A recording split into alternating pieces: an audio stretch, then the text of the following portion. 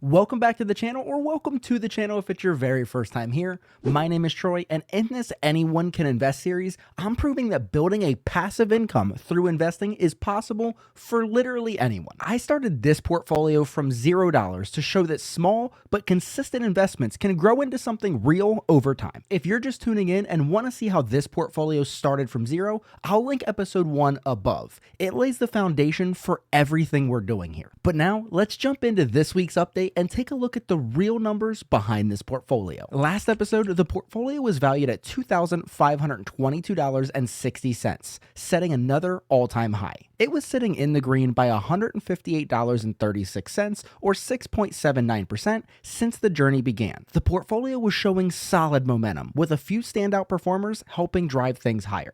Now, let's take a look at what's changed in the last 2 weeks and walk through the latest updates. Right here are the buys from July 11th, 2025. For this week, the goal per stock is $200, a nice round number and another step forward in scaling this portfolio. 11 of the 12 positions are sitting right in that target zone, but somehow MA or MasterCard ended up slightly overweighted this time around. Not a big deal, but this is a good reminder that rounding, timing, and a few extra cents here and there can shift things a bit. Still, the core strategy hasn't changed. We've now been at this for 78 straight weeks, and the portfolio continues to level up. Let's take a look at where the numbers landed after this latest round. Here's where the portfolio stands today. $2,649.58 in total value, another brand new all-time high, spread evenly across 12 stocks. We're now up $223.39 overall, which is a 9.33% gain since the portfolio started from zero. Let's check out the updated chart that tracks the journey from the beginning.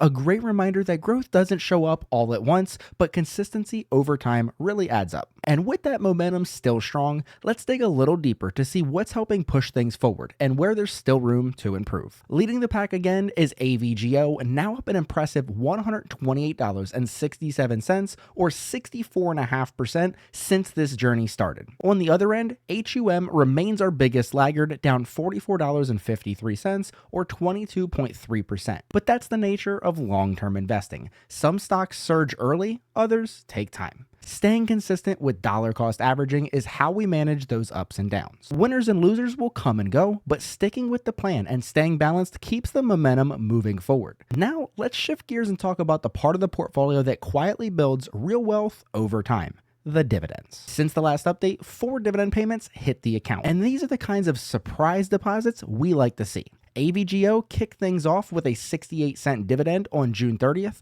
always a strong performer in this portfolio. SPAXX, my cash holding, quietly added 14 cents in interest that same day. Not flashy, but always consistent. PHM paid me 36 cents on July 2nd, steady builder doing its part. And STLD just dropped a solid 77 cents into the account this morning on July 11th to help us round out this update. That brings our final total for June to $1.63, which is a 207.5% increase over June of last year. Even better, Q2 wrapped up at $5.66, which is up 310.10% compared to Q2 of 2024, a clear sign that the snowball is picking up speed. And here in July, we're already at $1.13, which is 48.7% higher than July of last year, and there's still time left in the month. In total, this portfolio has earned $18.85 in passive income in 2025 so far, and that's already 161.7% more than all of last year combined. That's the quiet power of staying consistent and letting time do the heavy lifting. So with all that momentum, how close are we to unlocking the next bonus investment? Let's check out the tracker and see what's next. When the portfolio's cash builds up to one full bi-weekly contribution, that's $60, I unlock a bonus investment.